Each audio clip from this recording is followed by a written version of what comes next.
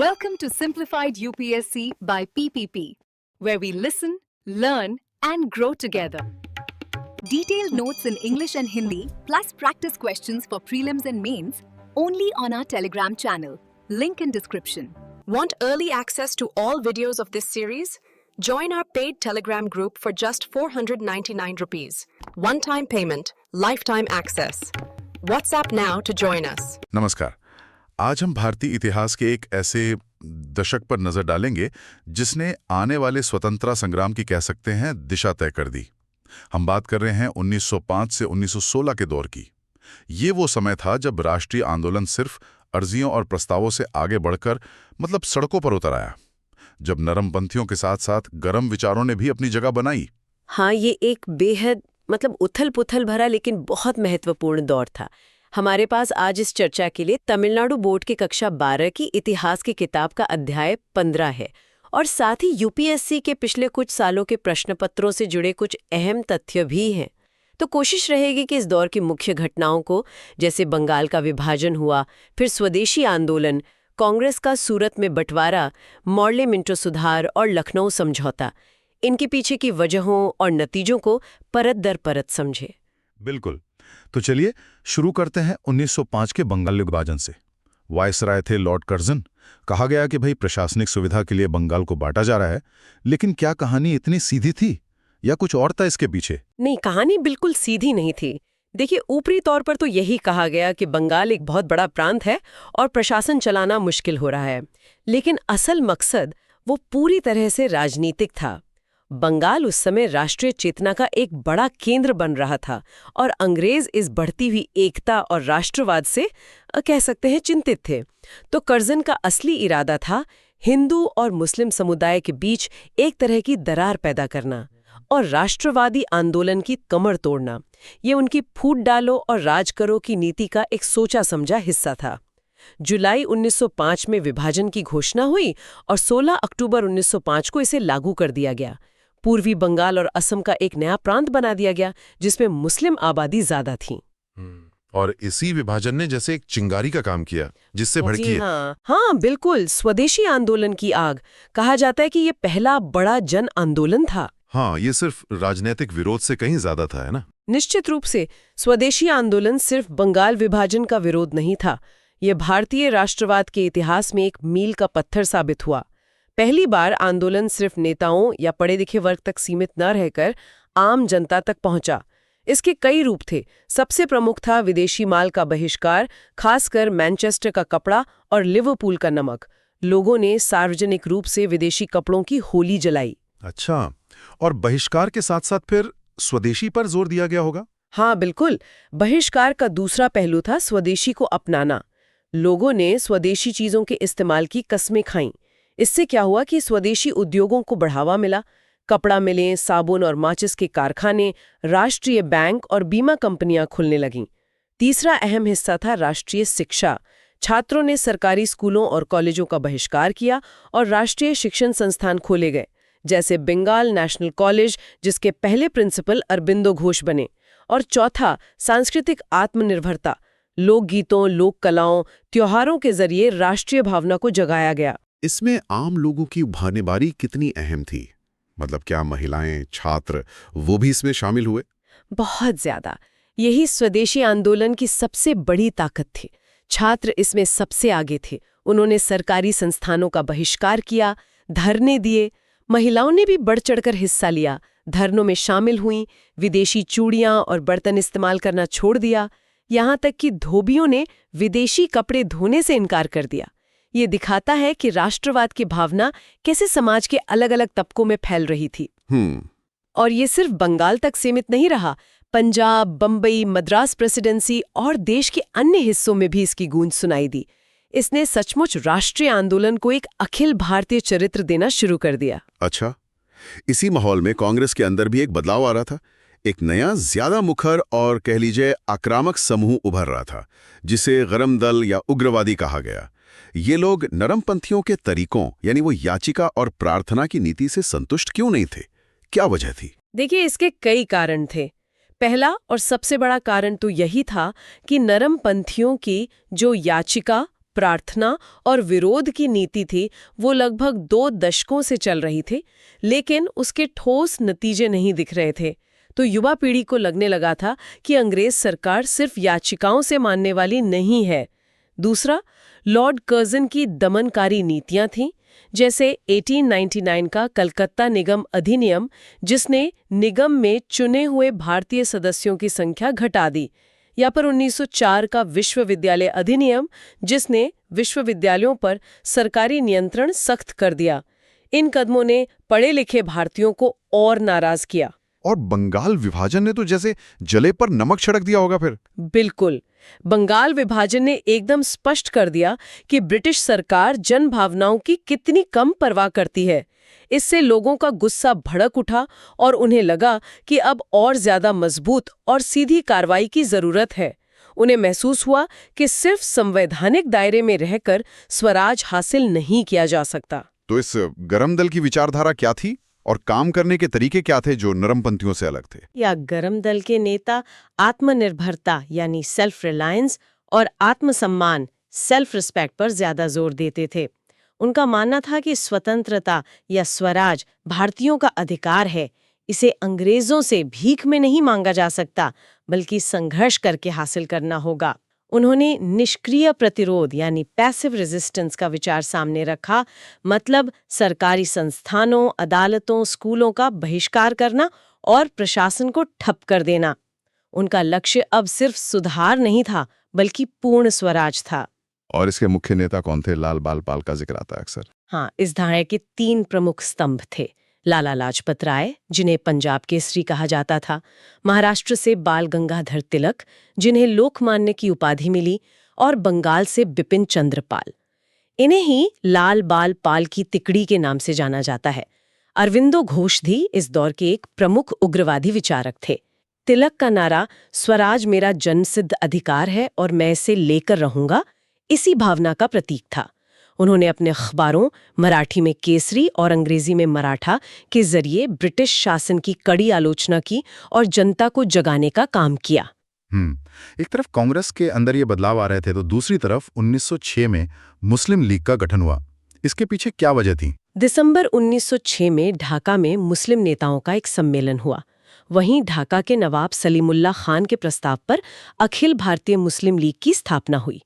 इसके शुरुआती उद्देश्य थे मुसलमानों के राजनीतिक अधिकारों और हितों की रक्षा करना और उन्हें ब्रिटिश सरकार तक पहुंचाना, साथ ही मुसलमानों में ब्रिटिश सरकार के प्रति वफादारी बढ़ाना। क्या इसमें अंग्रेजों की भी कोई भूमिका थी? मतलब पीछे से कोई सपोर्ट था? हाँ, कह सकते हैं कि अंग्रेजों ने इसे पर्दे के पीछे से प्रोत्साहित किया। वाइसराय लॉर्ड मिंटो से आगा खान के नेतृत्व में एक मुस्लिम प्रतिनिधि मंडल मिला भी था। अंग्रेजों को लगा कि लीग का इस्तेमाल कांग्रेस के बढ़ते प्रभाव को कम करने और हिंदू मुस्लिम एकता को तोड़ने के लिए किया जा सकता है, जो उनकी फूट डालो और राज करो की नीति के बिल्कुल अनुकूल था। अच्छा, अब कांग्रेस के अंदर जो नरम दल और गरम दल के बीच का तनाव था, वो भी बढ़ता जा रहा था और 1907 में सूरत अधिवेशन में ये टकराव खुलकर सामने आ गया, जिसे सूरत विभाजन कहते हैं। आखिर बात इतनी कैसे बिगड़ गई? हाँ, मतभेद कई मुद्दों पर थे। पहला तो स्वदेशी और बहिष्कार आंदोलन को चलाने के तरीके को लेकर। गरम दल चाहता था कि इसे बंगाल के बाहर पूरे देश में जोर शोर से चलाया जाए और पूर्ण स्वराज का लक्ष्य घोषित किया जाए, जबकि नरम दल इसे बंगाल तक सीमित रखना चाहता था और अभी भी ब्रिटिश साम्राज्य के भीतर स्वशासन के लक्ष्य पर टिका था। दूसरा बड़ा मुद्दा था कांग्रेस अध्यक्ष का चुनाव। गरम दल लाला लाजपत राय या तिलक को अध्यक्ष बनाना चाहता था, जबकि नरम दल ने रासबिहारी घोष को अपना उम्मीदवार बनाया। तीसरा भी विचारधारा और कार्यप्रणाली का बुनियादी अंतर तो था ही। इन्हीं सब वजहों से सूरत में अधिवेशन के दौरान हंगामा हुआ और कांग्रेस दो फाड़ हो गई। गरम दल को कांग्रेस से निकाल दिया गया। इस विभाजन का राष्ट्रीय आंदोलन पर क्या असर पड़ा? क्या ये कमजोर हुआ? तात्कालिक रूप से तो आंदोलन कमजोर हुआ। हाँ, कांग्रेस की शक्ति बढ़ गई और अंग्रेजों को गरम दल के नेताओं पर कार्रवाई करने का मौका मिल गया। तिलक को 6 साल के लिए बर्मा यानी मांडले जेल भेज दिया गया। लाला लाजपत राय विदेश चले गए और बिपिन चंद्र पाल ने सक्रिय राजनीति से कुछ समय के लिए दूरी बना ली। आंदोलन में एक ठहराव सा आ गया था। सूरत विभाजन के ठीक बाद 1909 में अंग्रेज मॉर्ले मिंटो सुधार लेकर आए। क्या ये विभाजन का फायदा उठाने की कोशिश थी, और इसमें सबसे अहम और कह सकते हैं विवादास्पद बात क्या थी? हाँ, इसे भारतीय परिषद अधिनियम 1909 भी कहते हैं। लॉर्ड मॉर्ले उस समय भारत सचिव थे और लॉर्ड मिंटो वाइसरॉय। सुधारों के तहत विधान परिषदों का आकार बढ़ाया गया, भारतीयों को एग्जीक्यूटिव काउंसिल में जगह दी गई, लेकिन इसका सबसे दूरगामी और विवादास्पद प्रावधान था मुसलमानों के लिए अलग निर्वाचन मंडल यानी सेपरेट इलेक्टोरेट्स की व्यवस्था करना। अलग निर्वाचन मंडल, इसका ठीक मतलब क्या था और ये इतना विवादास्पद क्यों हुआ? इसका मतलब था कि कुछ निर्वाचन क्षेत्रों में केवल मुस्लिम मतदाता ही मुस्लिम उम्मीदवारों के लिए वोट डाल सकते थे, यानी मतदाता और उम्मीदवार दोनों का धर्म के आधार पर निर्धारण किया गया। इसने भारतीय समाज और राजनीति में सांप्रदायिकता का जहर घोल दिया। ये एक तरह से भारत में दो राष्ट्रों के सिद्धांत को संस्थागत मान्यता देने जैसा था। अंग्रेजों ने तर्क दिया कि ये मुस्लिम हितों की रक्षा के लिए है, लेकिन असल में ये हिंदू मुस्लिम एकता को तोड़ने और राष्ट्रवाद को कमजोर करने की एक और चाल थी। इसके परिणाम बहुत घातक हुआ आगे चल के। इसी बीच प्रथम विश्व युद्ध शुरू हो गया। 1914 से 18 तक चला। युद्ध के दौरान भारतीय राजनीति में फिर से एक नई गर्मी आई, होम रूल आंदोलन के रूप में। ये क्या था? हाँ, 1916 में 2 होम रूल लीग बनी। 1 अप्रैल में लोकमान्य तिलक ने पूना में स्थापित की, जिसका प्रभाव मुख्यतः महाराष्ट्र, कर्नाटक, मध्य प्रांत और बरार में था। 2 सितंबर 1916 में एनी बेसेंट ने मद्रास के पास अडयार में स्थापित की, जिसका कार्यक्षेत्र बाकी भारत था। अच्छा। एनी बेसेंट आयरलैंड की थीं और थियोसोफिकल सोसाइटी से जुड़ी थीं। वे भारतीय राष्ट्रवाद की प्रबल समर्थक बन चुकी थीं। अच्छा। और इन होम रूल लीग का मकसद क्या था? मतलब क्या चाहते थे ये लोग? इनका मुख्य उद्देश्य था ब्रिटिश साम्राज्य के अंतर्गत रहते हुए भारत के लिए स्वशासन यानी होम रूल या स्वराज प्राप्त करना, जैसा कि कनाडा और ऑस्ट्रेलिया जैसे दूसरे ब्रिटिश डोमिनियन में था। इन्होंने सार्वजनिक सभाओं, भाषणों, पर्चों और अखबारों जैसे बेसेंट का न्यू इंडिया और कॉमनवेल्थ, तिलक का मराठा और केसरी, इनके माध्यम से होम रूल के विचार को घर घर तक पहुंचाया। जब कांग्रेस सूरत विभाजन के बाद थोड़ी शिथिल पड़ गई थी, तब होम रूल आंदोलन ने राष्ट्रीय आंदोलन में नई जान फूंक दी। ये आंदोलन काफी लोकप्रिय हुआ सुना है। फिर इसका अंत कैसे हुआ? हाँ, लोकप्रिय तो हुआ। आंदोलन की बढ़ती ताकत और युद्ध में भारतीयों के सहयोग की जरूरत को देखते हुए ब्रिटिश सरकार ने थोड़ा नरम रुख अपनाया। अगस्त 1917 में भारत सचिव एडविन मॉन्टेग्यू ने ब्रिटिश संसद में एक घोषणा की, जिसे ऑगस्ट घोषणा कहते हैं। इसमें कहा गया कि ब्रिटिश सरकार का लक्ष्य भारत में धीरे धीरे उत्तरदायी शासन की स्थापना करना है। इस घोषणा के बाद नरमपंथी संतुष्ट हो गए और एनी बेसेंट ने भी अपना आंदोलन धीमा कर दिया। तिलक भी विदेश चले गए। धीरे धीरे ये आंदोलन अपने आप समाप्त हो गया। लेकिन 1916 सिर्फ होम रूल के लिए नहीं, एक और बड़ी घटना के लिए भी जाना जाता है, लखनऊ समझौता। इसका क्या महत्व था? लखनऊ समझौता 1916 में कांग्रेस के लखनऊ अधिवेशन में हुआ और इसके 2 बड़े महत्व थे। पहला, लगभग 9 साल बाद कांग्रेस के दोनों धड़े, नरम दल और गरम दल, फिर से एक हो गए। तिलक और एनी बेसेंट के प्रयासों से ये संभव हो पाया। कांग्रेस फिर से एकजुट हुई। ये तो बड़ी बात थी। और दूसरा और शायद तात्कालिक रूप से ज्यादा महत्वपूर्ण था, कांग्रेस और मुस्लिम लीग के बीच हुआ समझौता। दोनों दलों ने मिलकर सरकार के सामने संवैधानिक सुधारों की एक संयुक्त योजना पेश करने का निर्णय लिया। ये ब्रिटिश सरकार पर एकजुट दबाव बनाने की एक कोशिश थी। इस समझौते में सबसे खास बात क्या थी, जिसे लेकर बाद में बहस भी हुई? सबसे खास और विवादास्पद बात ये थी कि इस समझौते में कांग्रेस ने मुस्लिम लीग की अलग निर्वाचन मंडल की मांग को स्वीकार कर लिया। उस समय शायद ये एकता के लिए एक जरूरी कदम लगा हो, लेकिन इसने भविष्य में सांप्रदायिक राजनीति को और ज्यादा बढ़ावा दिया। हालांकि उस वक्त का लक्ष्य एकजुट होकर अंग्रेजों से ज्यादा अधिकार हासिल करना था। हाँ, और एक बात और ध्यान रखनी चाहिए, इसी पूरे दौर में, मतलब 1905 से 1916 के बीच, नरमपंथियों और गरमपंथियों के मुख्य धारा के आंदोलनों के साथ साथ क्रांतिकारी राष्ट्रवाद की एक धारा भी सक्रिय थी। ये वो युवा थे जिन्हें न तो याचिकाओं पर भरोसा था, ना ही निष्क्रिय प्रतिरोध पर। वे मानते थे कि आजादी केवल सशस्त्र संघर्ष से ही मिल सकती है। अच्छा, कहाँ सक्रिय थे ये क्रांतिकारी समूह? कुछ नाम याद है?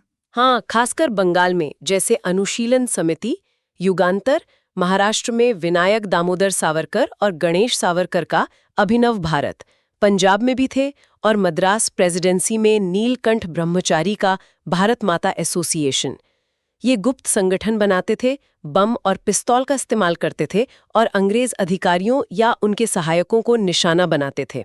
हालांकि ये मुख्यधारा का आंदोलन नहीं बन पाए, लेकिन इन्होंने भी ब्रिटिश शासन के खिलाफ असंतोष और प्रतिरोध की भावना को जीवित रखा। चलिए अब इस अध्याय के कुछ सवालों पर नजर डालते हैं ताकि मुख्य बातें याद रह जाएं। पहला सवाल, बंगाल का विभाजन करने वाले वाइसरॉय कौन थे? इसका जवाब तो सीधा है, लॉर्ड कर्जन। हाँ बिल्कुल, लॉर्ड कर्जन। दूसरा, वंदे मातरम आंदोलन किसे कहा जाता है? ये स्वदेशी आंदोलन को ही कहा जाता है ना? क्योंकि वंदे मातरम इस आंदोलन का एक प्रमुख नारा बन गया था। सही है, स्वदेशी आंदोलन। तीसरा, सूरत विभाजन कब हुआ? यह हुआ 1907 में, जब कांग्रेस नरम दल और गर्म दल में बट गई। 1907, बिल्कुल ठीक। चौथा सवाल, मुस्लिम लीग की स्थापना कब हुई? ये हुई थी 1906 में ढाका में। हाँ, दिसंबर 1906, ढाका। पांचवां, तिलक द्वारा शुरू किए गए समाचार पत्र कौन से थे? दो मशहूर अखबार थे, एक मराठी में केसरी और दूसरा अंग्रेजी में मराठा। केसरी और मराठा, सही। छठा, गदर पार्टी की स्थापना किसने की? वैसे इस अध्याय में इसका जिक्र संक्षेप में है। जवाब है लाला हरदयाल। हालांकि ये मुख्यतः भारत के बाहर अमेरिका में सक्रिय थे। हाँ, लाला हरदयाल सैन फ्रांसिस्को में 1913 में। सातवां, अभिनव भारत की शुरुआत किसने की? ये महाराष्ट्र में सावरकर बंधुओं ने की थी, विनायक दामोदर सावरकर और गणेश दामोदर सावरकर। सावरकर बंधु, सही। आठवां, एनी बेसेंट ने होम रूल लीग कहाँ स्थापित की? इन्होंने मद्रास के पास अडियार में अपनी लीग शुरू की थी 1916 में। अडियार, मद्रास, सितंबर 1916। नौवां, लखनऊ समझौता किस वर्ष हुआ? ये 1916 में हुआ, जब कांग्रेस के दोनों धड़े एक हुए और कांग्रेस लीग समझौता भी हुआ। 1916। और 10वां, मॉन्टेग्यू घोषणा कब हुई? ये हुई अगस्त 1917 में, जिसके बाद होम रूल आंदोलन ठंडा पड़ गया। अगस्त 1917, बिल्कुल। तो ये थे कुछ मुख्य तथ्य। अब अगर हम प्रीलिम्स के नजरिए से देखें तो कुछ मुख्य बातें जो बिल्कुल याद रखनी चाहिए। हाँ जरूर, प्रीलिम्स के लिए कुछ फटाफट पॉइंट्स। बंगाल विभाजन 1905, लॉर्ड कर्जन। स्वदेशी आंदोलन 1905-1908। मुस्लिम लीग का गठन 1906, ढाका। सूरत विभाजन 1907। मोर्ले मिंटो सुधार 1909, खासकर अलग निर्वाचन मंडल। होम रूल लीग 1916, तिलक और बेसेंट। लखनऊ समझौता 1916, कांग्रेस का एकीकरण, कांग्रेस लीग समझौता। और हाँ, लाल बाल पाल, लाला लाजपत राय, बाल गंगाधर तिलक, बिपिन चंद्र पाल, ये गरम दल के प्रमुख नेता थे। अच्छा, और अगर मेंस के नजरिए से सोचें तो इस पूरे दौर का मतलब क्या निकलता है? ये क्यों महत्वपूर्ण है? देखिए, मेंस के लिए इसकी अहमियत कई परतों में है। पहला, ये दिखाता है कि कैसे भारतीय राष्ट्रवाद सिर्फ पढ़े लिखे अभिजात वर्ग की याचिकाओं से आगे बढ़कर जन लामबंदी की ओर बढ़ा। स्वदेशी आंदोलन इसका पहला बड़ा उदाहरण था। दूसरा, मोर्ले मिंटो सुधारों ने आधिकारिक तौर पर सांप्रदायिक राजनीति की नींव रखी, जिसके दूरगामी और दुखद परिणाम हुए। ये समझना बहुत जरूरी है। तीसरा, नरमपंथियों और उग्रवादियों के बीच का संघर्ष, फिर उनका एक होना, साथ ही कांग्रेस और लीग का समझौता, ये सब भविष्य के गांधीवादी युग के लिए एक तरह से मंच तैयार कर रहा था। इसने राजनीतिक रणनीतियों के विकास को दिखाया। बिल्कुल। तो जाते जाते एक सवाल श्रोताओं के लिए छोड़ जाते हैं सोचने को। 1916 के लखनऊ समझौते में कांग्रेस द्वारा मुस्लिम लीग की अलग निर्वाचन मंडल की मांग को मान लेना क्या उस समय की राजनीतिक एकता के लिए एक जरूरी व्यवहारिक कदम था, या ये अनजाने में ही सही भविष्य के विभाजन की ओर ले जाने वाला एक आत्मघाती कदम साबित हुआ? इस पर सोचिएगा जरूर। तो ये थी हमारी आज की चर्चा 1905 से 1916 के भारतीय राष्ट्रीय आंदोलन के तूफानी दौर पर। हमने देखा कैसे बंगाल विभाजन ने स्वदेशी आंदोलन को जन्म दिया, कैसे उग्रवाद में नई ऊर्जा भरी, कैसे कांग्रेस बटी और फिर जुड़ी, और कैसे होम रूल और लखनऊ समझौते ने भविष्य की राजनीति की दिशा तय की। हाँ, उम्मीद है इस विश्लेषण से सभी को इस महत्वपूर्ण दौर की गहरी समझ बनाने में मदद मिली होगी। अगली बार फिर मिलेंगे एक और विषय की गहराई में उतरने के लिए। धन्यवाद। Thanks for watching. Follow us on Telegram and Instagram. Don't forget to like, share, and subscribe.